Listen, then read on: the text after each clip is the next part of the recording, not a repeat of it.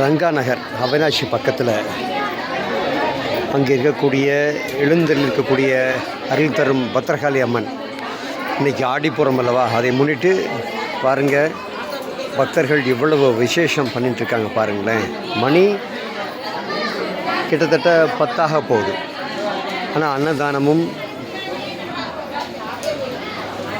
அலங்காரம் பாருங்களேன், பத்திரகாளி அம்மனுடைய அலங்காரம் அற்புதம்.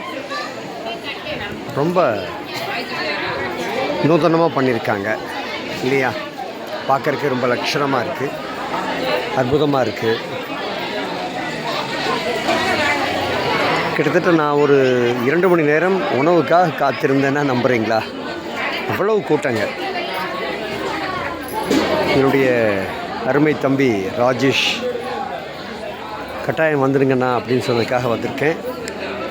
அற்புதம், மிக சிறப்பு, ஆனந்தம், மிக சிறப்பு.